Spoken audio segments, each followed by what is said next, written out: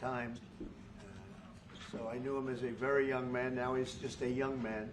And he's done a fantastic job. Mr. President, it's an honor to have you. Thank you. You're doing incredibly for your country. And we appreciate working with you because you want to stop crime, and so do we. And it's very, very effective. And I want to just say hello to the people of El Salvador and say they have one hell of a president. Okay? And I mean that, and I know him well. I know him as a very young man, Marco, even younger than you. You know, he started pretty young. He'll always be younger. Young at heart. But I want to thank you for the great job you're doing. I appreciate it very much. Thank you. Well, it's an honor to be here in the Oval Office with the President and leader of the free world. We're very happy, and we're very eager to help. We know that you have a crime problem, a terrorism problem that you need help with. And we're a small country, but if we can help, we will do it. And we actually turned the murder capital of the world, that was the journalists call it, right? Murder capital of the world, into the safest country in the Western Hemisphere. And, you know, if sometimes they say that we imprison thousands. I like to say that we actually liberated millions. So, you know, like, it's very good. Who gave him that line? Do you think I can use that? Yes. Yes. And in fact, Mr. President, you have 350 million people to liberate. Yeah. But to liberate 350 million people, you have to imprison some. You know, that's the way it works, right? You cannot just, you know, free the criminals and think crime is going to go down magically. You have to imprison them so you can liberate 350 million Americans that are asking for the end of crime and the end of terrorism. And it can be done. I mean, you're doing it already. And I'm sure that people have seen the change in the streets. A long way to go because you're just initiating your second term. But it's clear that, you know, with the numbers at the border, you know, even in Democrat-run cities, they get a help from the work you're doing. So I'm really happy to be here, honored, and eager to help.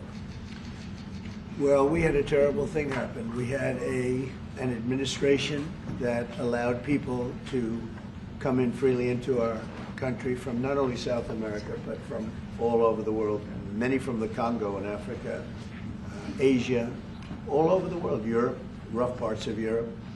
And they came from prisons, and they came from mental institutions, and they came from gangs, and the gangs of Venezuela and other places.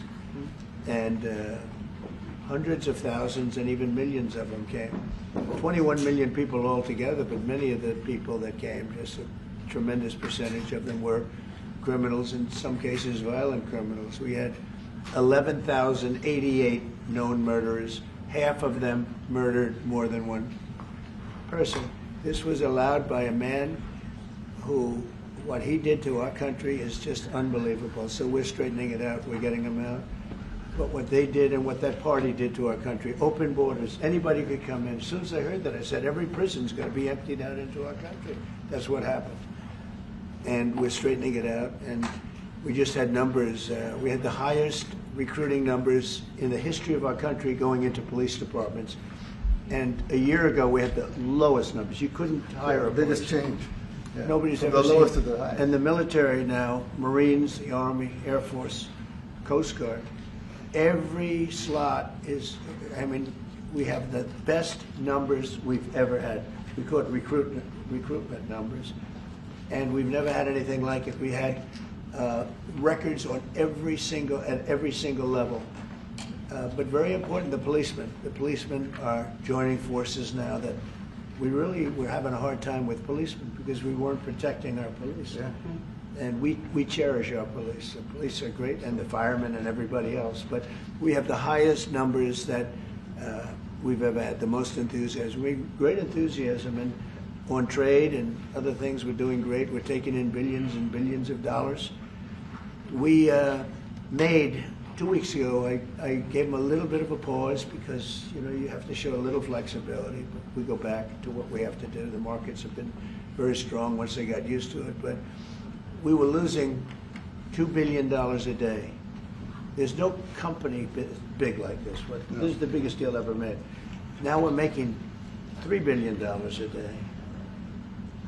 We're a great country, but we had stupid people running this country, and I can say it. But what they've done to us at the border should never and can never be forgotten. It's a sin, what they did, and you are helping us out, and we appreciate it. Thanks. Actually, what you're doing with the border is remarkable. It has dropped, what, 95%? It's incredible. That, as of this morning, 99%, 99.1% to be exact. Why are those numbers not in the media?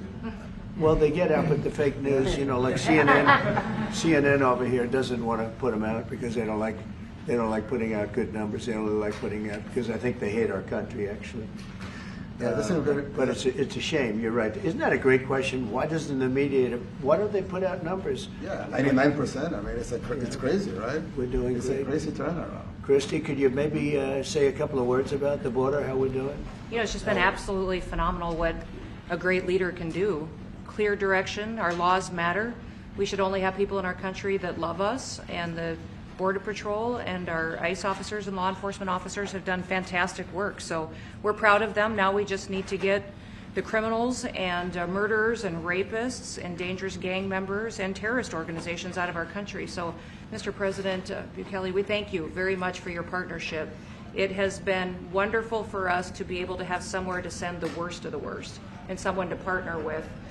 And we'd like to continue that partnership because it's been a powerful message of consequences. Mr. President, you wanted people to know that there was consequences if you break our laws and harm our people and endanger families. And this is a clear consequence for the worst of the worst that we have somewhere to put them. Thank you very much.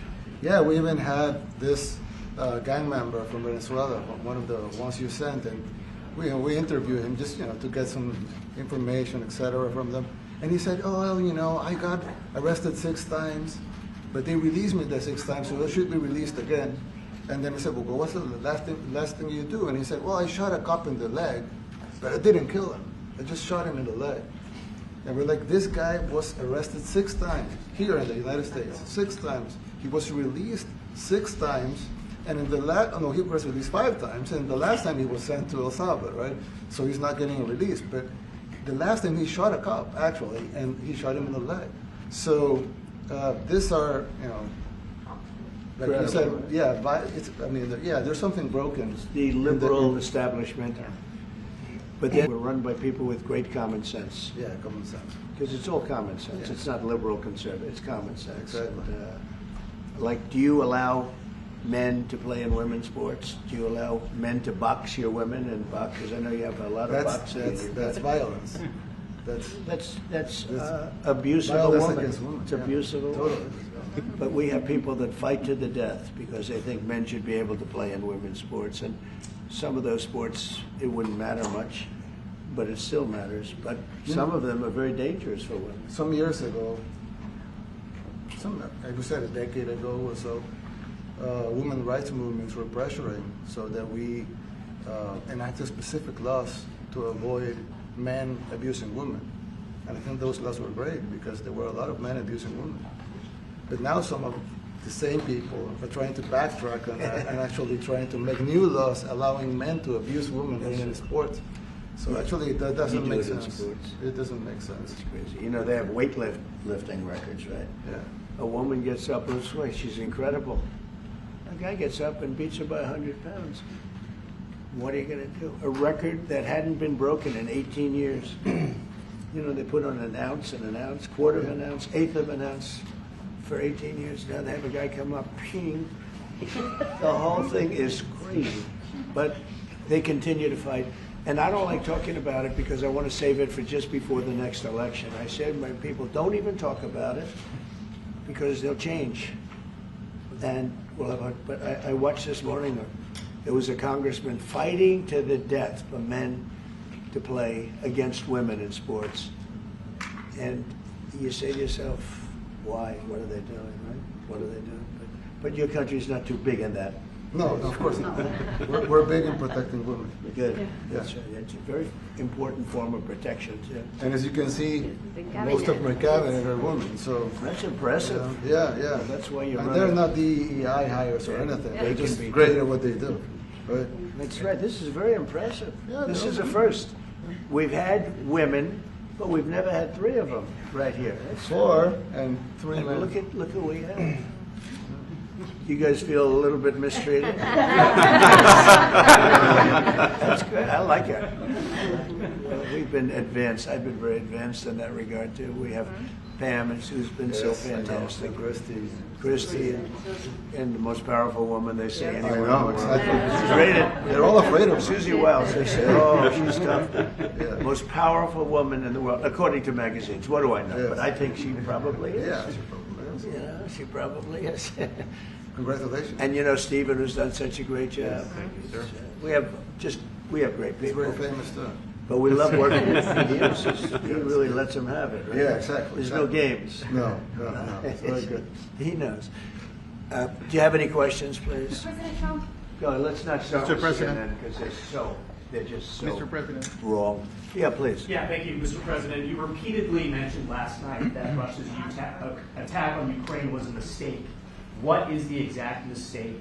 And have you given Putin a deadline to actually move toward a ceasefire? The mistake was letting the war happen. If Biden were competent, and if Zelensky were competent, and I don't know that he is. We had a rough session with this guy over here. He just kept asking for more and more. That war should have never been allowed to happen. That war, I went 4 years and Putin wouldn't even bring it up. And as soon as the election was rigged and I wasn't here, that war started. There was no way that war should have been allowed to happen.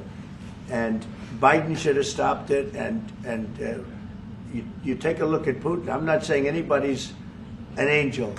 But I will tell you, I went 4 years and it wasn't even a question. He would never, and I told him, don't do it. You're not going to do it.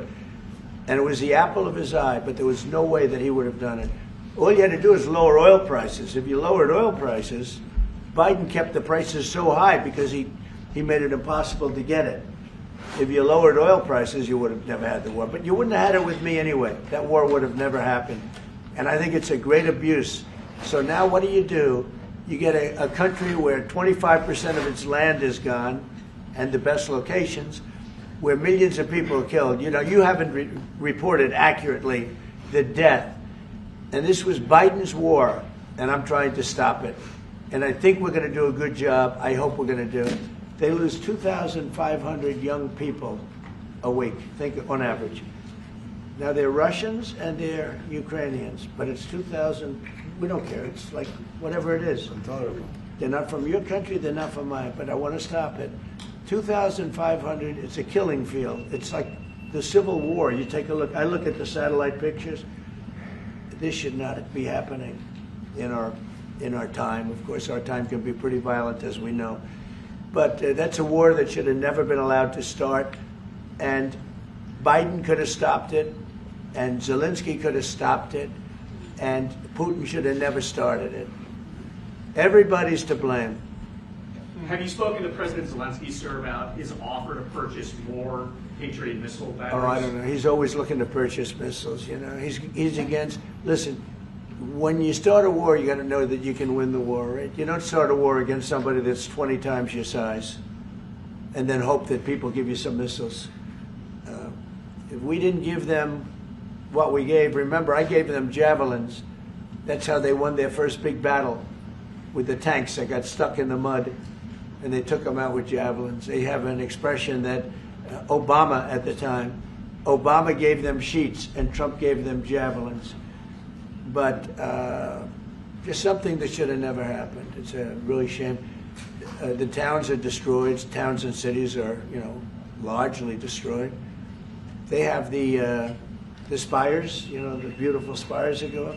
They say they were the most beautiful in the world in Ukraine for whatever reason, but the most beautiful in the world, they're mostly laying on their side, shattered and broken.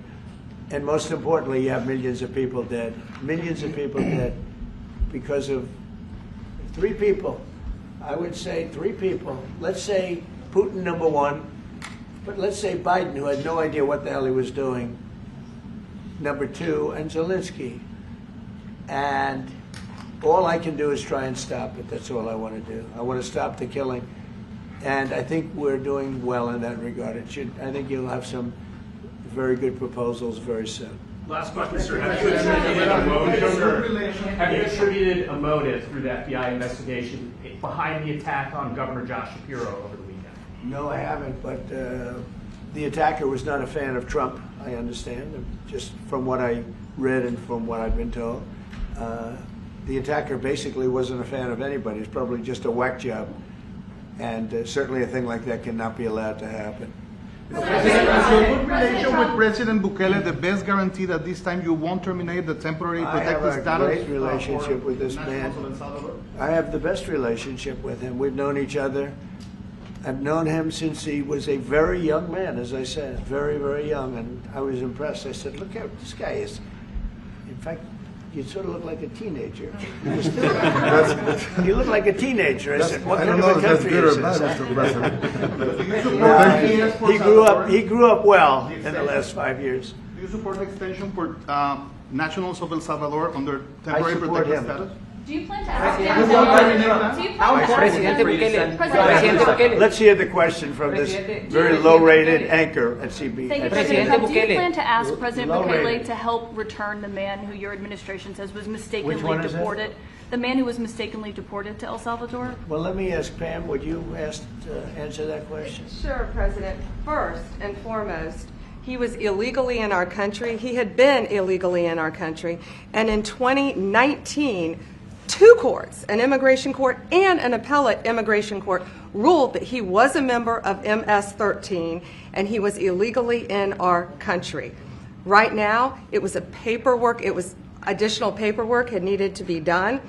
That's up to El Salvador if they want to return him. That's not up to us. The Supreme Court ruled, President, that if, as El Salvador wants to return him, this is international matters, foreign affairs, if they wanted to return him, we would facilitate it, meaning provide a plane.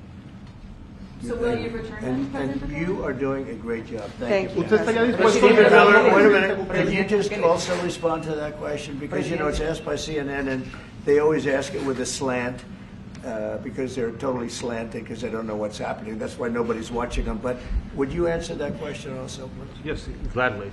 So, as Pam mentioned, there's an illegal alien from El Salvador. So, with respect to you, he's a citizen of El Salvador. So, it's very arrogant even for American media to suggest that we would even tell El Salvador how to handle their own citizens as a starting point. As 2 immigration courts found that he was a member of MS-13. When President Trump declared MS-13 to be a foreign terrorist organization, that meant that he was no longer eligible under federal law, which I'm sure you know, you're very familiar with the INA, that he was no longer eligible for any form of immigration relief in the United States. So he had a deportation order that was valid, which meant that under our law, he's not even allowed to be present in the United States and had to be returned because of the foreign terrorist designation. This issue was then, by a district court judge, completely inverted, and a district court judge tried to tell the administration that they had to kidnap a citizen of El Salvador and fly him back here. That issue was raised to the Supreme Court, and the Supreme Court said the district court order was unlawful and its main components were reversed 9-0 unanimously, stating clearly that neither Secretary of State nor the President could be compelled by anybody to forcibly retrieve a citizen of El Salvador from El Salvador, who again is a member of MS-13, which, as I'm sure you understand, rapes little girls, murders women, murders children, is engaged in the most barbaric activities in the world, and I can promise you, if he was your neighbor, you would move right away. So you don't plan But to the ask for Supreme anything Court is to get him asking back? to... And that- what was the ruling that your in position? the Supreme Court, Steve? Was it 9-0? Yes, it was a 9-0 In our favor. in our favor against the district court ruling, saying that no district court has the power to compel the foreign policy function of the United States. As Pam said, the ruling solely stated that if this individual, at El Salvador's sole discretion, was sent back to our country, that we could deport him a second time. Well, No version of this legally ends up with him ever living here because he is a citizen of El Salvador. That is the president of El Salvador. Your questions about it, per the court, can only be directed to him. I asked ¿Usted lo President liberaría, Bukele, Presidente what is Bukele? your, can President Bukele weigh in on this? Do you plan to return him? Well, I'm supposed you're not suggesting that I smuggle a terrorist into the United States, right? It's always how can I return him to the United States? Like I smuggle him into the United States, or what do I do? Of course, I'm not going to do it. It's like, I mean, the question is preposterous. How can I smuggle a terrorist into the United States? I don't have the power to return him to the United States. So you can release him inside El Salvador. Yeah, but I'm not releasing. I mean, we're not very fond of releasing terrorists into our country. I mean, we just turned the murder capital of the world into the safest country of the Western Hemisphere, and you want us to go back into the releasing criminals so we can go back to being the murder capital of the world? No, that's not going to happen.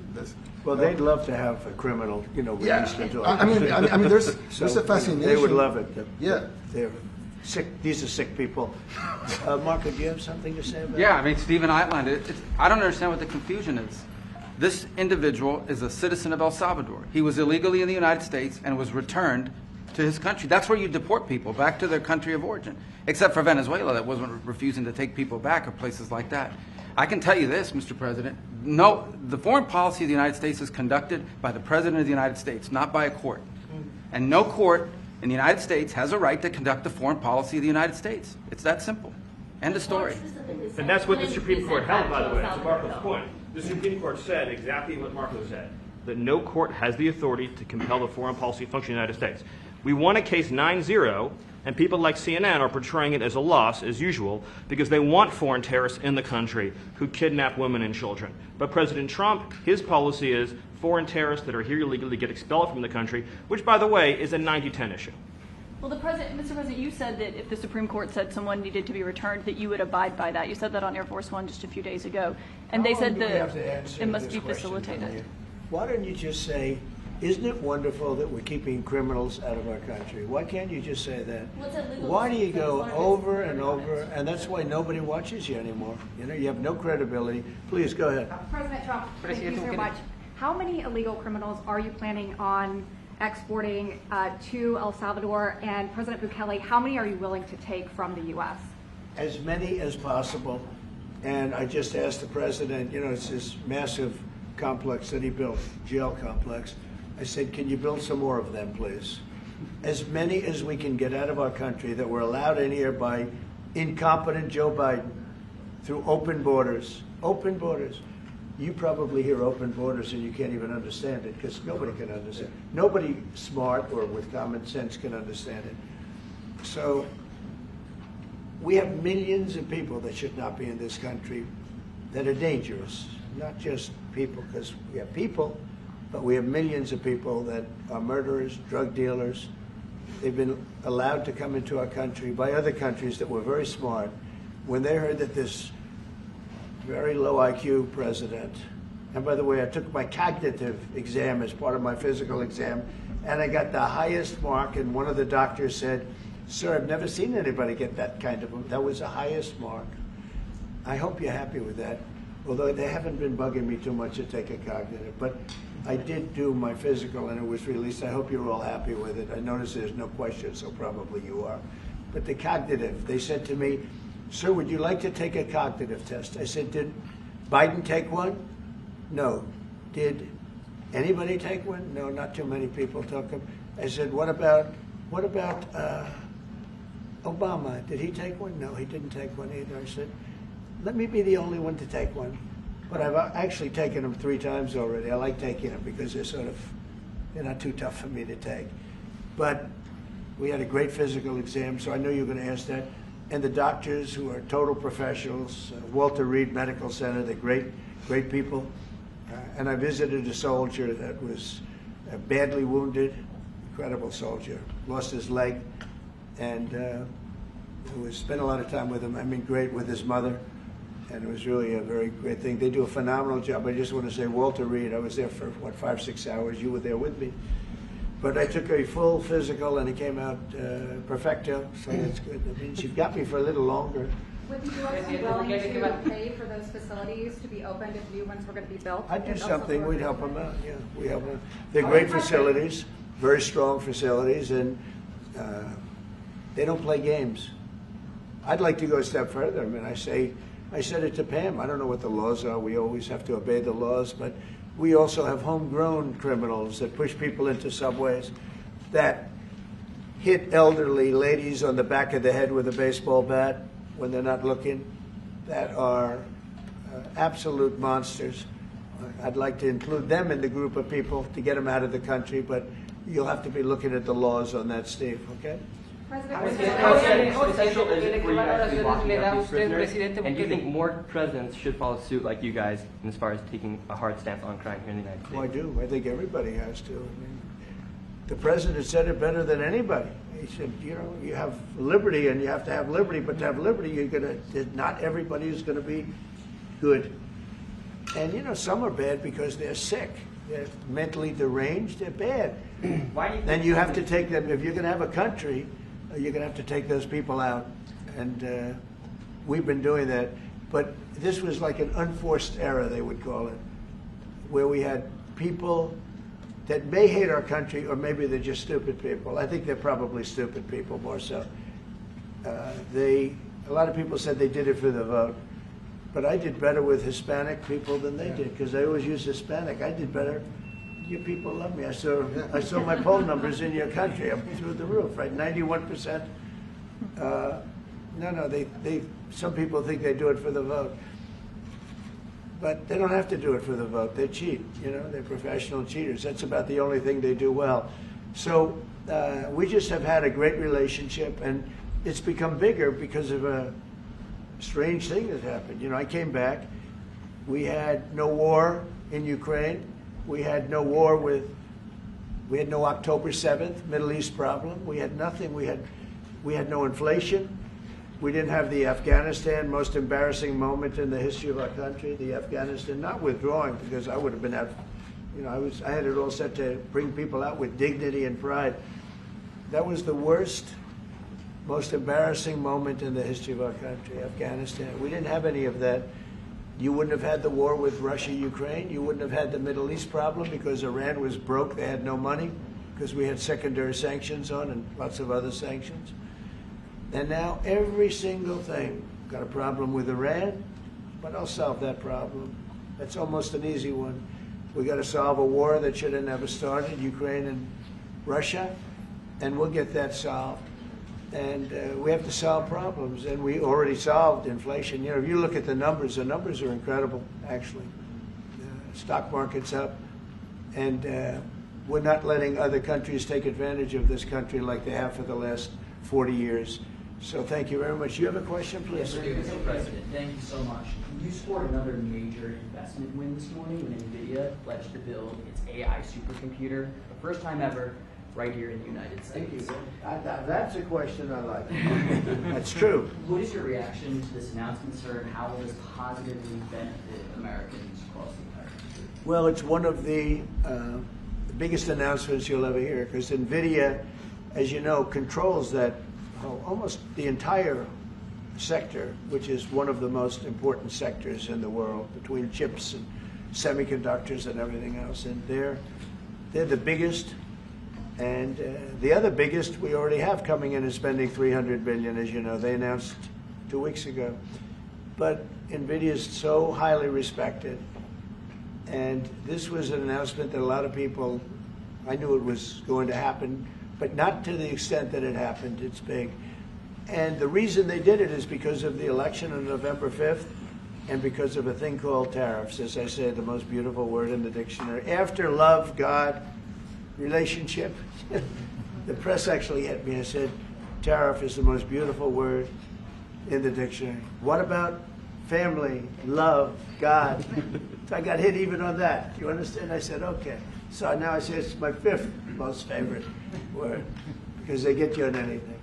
But no, that NVIDIA, it's one of the great companies of the world, modern, super modern companies, controls segments that nobody, you know, sort of controls the world in a sense, and they're coming in here in the biggest way with hundreds of billions of dollars. Not like millions of dollars, hundreds of billions of dollars, and I'm honored by it. And I want to thank Jensen and all of the people that we deal with. They're great people, they're brilliant people. And without tariffs, they wouldn't be doing it. Okay? Thank you very much. Are you Yeah, please. considering additional sanctions against Russia after their latest attack? And do you have an update on the rate and when you might announce Well, I semiconductor already tariffs? have sanctions on Russia. I put them there. If you remember, Nord Stream 2, that's the big pipeline that goes through Europe. I stopped it. That's Russia's pipeline, the largest pipeline, I think, in the world. Goes to Germany. And I stopped it. And when Biden came in, he approved it. And then they say, oh, I'm friendly with Russia. No. Putin said, you know, if you're my friend, I'd hate to see you when you're my enemy. I stopped the biggest economic job they ever had. I stopped it cold, right? It was dead. You know that, right? And Biden came in and he immediately approved it. What was that all about? And it's a pipeline that takes care of a lot of the needs. Now, you know, it was a very controversial thing, but I stopped it, and Biden approved it. Question? On tariffs, No, not you. Not Presidente update today on potential semiconductor tariffs and potentially pharmaceuticals. What? Semiconductor tariffs and potentially pharmaceuticals. Any update on Pharmaceuticals, that? we're going to do. We don't make our own drugs, our own pharmaceuticals. We don't make our own drugs anymore. The drug companies are in Ireland and they're in lots of other places, China. And all I have to do is impose a tariff. The more, the faster they move in. The higher the tariff, it's very simple. It's inversely proportional. The higher the tariff, the faster they come. And yeah, we're going to be doing that. That's going to be like we have on cars. We have, as you know, a 25% tariff on cars. We have a 25% tariff on steel and aluminum. And that's what that category fits right now. Do you have a percentage in mind and a timeline? I have a timeline, yeah, not too distant future. We're doing it because we want to make our own drugs. We're doing it because we want to make our own steel and aluminum, lumber, other things. And they're all coming in. We have record numbers, $7 trillion. Since I announced, like a month and a half ago, since I came in, we have over $7 trillion being invested in the country. We didn't have $1 trillion. We didn't have $500 billion for some of these guys. They didn't know what the hell they were doing. So we have the largest investment that we've ever heard of, and we're only 2 months in. And that'll continue at levels that you've never seen before. That's what's going to happen. And even the stock market's up today. We also had, you know, a lot of people didn't say it the way it was. We had the largest gain in the stock market in history on every single category last week. That was a nice game because we were getting a little hit because people didn't understand the power of our country economically if you use it right. Do you have something to say on that, JD? Yes, sir. I mean, look, for 40 years we have lost manufacturing capacity. Workers have seen their wages stagnate. And some of the most critical things that we need, from the pharmaceuticals, the drugs that we give to our children, the antibiotics that we give to our kids, to the weapons that we actually need to fight a war, if God forbid we had to fight a war, we don't make enough of that stuff. And so President Trump ran explicitly on changing that. Yes, as the President mentioned, it caused a little bit of disruption in the market, but I actually think over the long term, workers are going to benefit, stocks are going to go up, American businesses are going to benefit as we reinvest and reindustrialize our country. And the auto workers and the Teamsters and all of the unions, you know, not traditionally Republican, but I'm winning those unions by, we're up 40, 50 points on the Democrats. They're losing everything. They're losing everything because they just have policies that are not believable. They fight for policies that are 5% popular, and nobody knows who the 5% are. I mean, nobody can find the 5%. But if you go back to Ohio, and by the way, we have the great championship team from Ohio coming in today, right? Very big day. And that's going to be a little bit later. And that'll be, if you want to stick around, I'll introduce you to some nice people. You'll see some very large people, right? You'll see some people that even you have not seen people like this. These are big, these are 6'7", 380 pounds with no fat. Okay, that's pretty good, right? But the team, the national championship team, is being honored today at the White House, so that'll be exciting if you're around. You want to stay around? I'll have you up there. You can tell them all about your prison, how you have to behave. Okay. Who else? Temporary are those exemptions on electronics? Yeah, you said yesterday that you're making a decision on Iran very quickly. What do you mean by that? Is that a decision to strike Iran? Solve their problem very quickly. Iran wants to deal with us, but they don't know how. They really don't know how. We had a meeting with them on Saturday. We have another meeting scheduled next Saturday. I said, that's a long time. You know, that's a long time. So I think they might be tapping us along. But Iran has to get rid of the concept of a nuclear weapon. They cannot have a nuclear weapon. He can't have a nuclear weapon. Nobody can have. We can't have anybody having nuclear weapons. You know, we can't have nuclear weapons. And I think they're tapping us along because we're so used to dealing with stupid people in this country. And I had Iran perfect. You had no attacks. You would have never had October 7th in Israel, the attack by Hamas. Because Iran was broke. They were stone cold broke when I was president. And I don't want to do it. I want them to be a rich, great nation. The only thing is, one thing, simple. It's really simple. They can't have a nuclear weapon. And they got to go fast because they're fairly close to having one. And they're not going to have one. And if we have to do something very harsh, we'll do it. And I'm not doing it for us. I'm doing it for the world. And these are radicalized people, and they cannot have a nuclear weapon. Does that include a potential strike on Iranian nuclear facilities? Of course it does. And just a follow-up question, a clarification. You mentioned that you're open to deporting individuals that aren't foreign aliens but are criminals to El Salvador. Does that include potentially U.S. citizens, fully naturalized Americans? If they're criminals and if they hit people with baseball bats over their head that happen to be 90 years old, and if they rape 87-year-old women in Coney Island, Brooklyn, yeah, that includes them. What, do you think there's a special category of person? They're as bad as anybody that comes in. We have bad ones too. And I'm all for it. Because we can do things with the president for less money and have great security. And we have a huge prison population. We have a huge number of prisons, and then we have the private prisons, and some are operated well, I guess, and some aren't. But he does a great job with that. We have others that we're negotiating with too. But no, if it's a homegrown criminal, I have no problem. Now, we're studying the laws right now. Pam is studying. If we can do that, that's good. And I'm talking about violent people. I'm talking about really bad people. Really bad people. Every bit as bad as the ones coming in. And I made the statement when I heard about this a long time ago now, 4 years ago.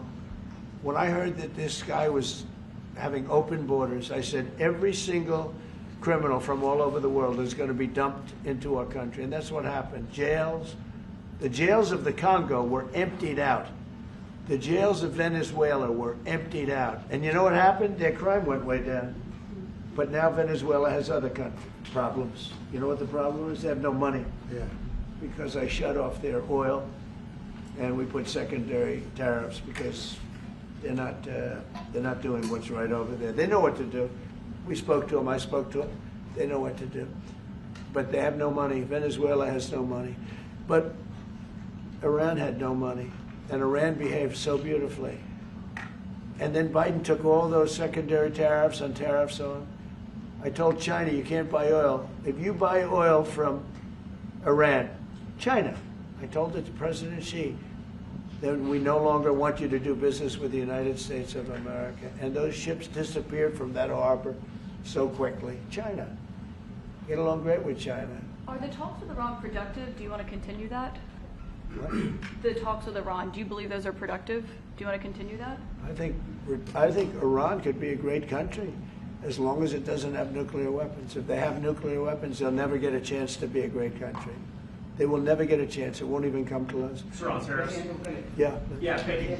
Yesterday you mentioned short-lived product exemptions. Which specific products are you considering, and how long is short-lived? Weeks, months? I'm looking at something to help some of the car companies where they're switching to parts in Canada, Mexico, and other places, and they need a little bit of time because they're going to make them here. but they need a little bit of time. So I'm talking about things like that. What about any Apple products, other cell phones? Look, I'm a very flexible person. I don't change my mind, but I'm flexible. And you have to be. You just can't have a wall and you'll only go. No, sometimes you have to go around it, under it, or above it. There'll be maybe things coming up. I speak to Tim Cook. I helped Tim Cook recently, and that whole business. I don't want to hurt anybody. But the end result is we're going to get to the position of greatness for our country. We're the greatest economic power in the world if we're smart. If we're not smart, we're going to hurt our country very badly. We lost with China over the Biden years trillions of dollars on trade. Trillions of dollars. And he let them fleece us. And we can't do that anymore. And you know what? I don't blame China at all. I don't blame President Xi. I like him. He likes me. I mean, you know, who knows? Who the hell cares? Do you have any updates on talks But you know with what? China? What? Do you have any updates with talks with China? No, let me just tell you this. I don't blame China. I don't blame Vietnam. I see their meeting today. Is that wonderful? That's a lovely meeting. They're meeting, like trying to figure out how do we screw the United States of America. Don't forget, the European Union was formed to do just that. The European Union was formed to hurt the United States and on trade. And they get us on NATO because they don't pay their bills. But now, since I got involved, they have been paying their bills. I took in over $600 billion for NATO. Nobody took in anything. I mean, they were all delinquent. They had 8 nations out of 28 paid their bills. The rest of them were way delinquent. And I said, if you don't pay your bills, we're not going to protect you anymore. And the money poured in over 600. The Secretary General last week made that statement. He said, I've never seen anything like it. We couldn't get anybody to pay because the United States was footing the bill for NATO. Well, we got hurt there, and we got hurt on trade, likewise, European Union. And they've got to come to the table. And they're trying to. They're trying to. But the European Union has taken terrible advantage. They don't take our food products. They don't take our cars. We have millions of their cars, BMW, Volkswagen, Mercedes-Benz, many others. They come in by the millions. They don't take, there are no Chevrolets in Munich, I can tell you that. I said to Angela Merkel when she was there, as she was letting millions of people infiltrate Germany, which was not so good from, we would call them illegal immigrants, but she made them legal. But I said to her, and I get along with her very well, I said, how many Chevrolets do we have in Munich or Frankfurt? Why, none, Donald, none. I said, you're right. And yet we take in millions and millions of cars. No, those days are over. Okay. Thank you very much, everybody. Thank you, Press. Thank you, Press. Thank you, guys. Mr. President, do you have any comment on the FTC's case against Meta and Mark Zuckerberg? Thank you, Press. Thank you, Press. Thank you, Nayib. Thank you. Thank you. Thank you, Press. Let's go. Let's go. Thank you. Let's go. Let's go.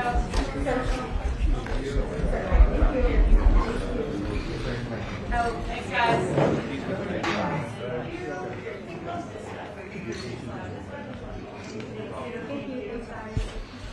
Thank you, Press. Thank you, Press. Keep coming, Press. Keep coming, keep coming. Keep going. Thank you. Thank you. Thank you. Thanks, guys.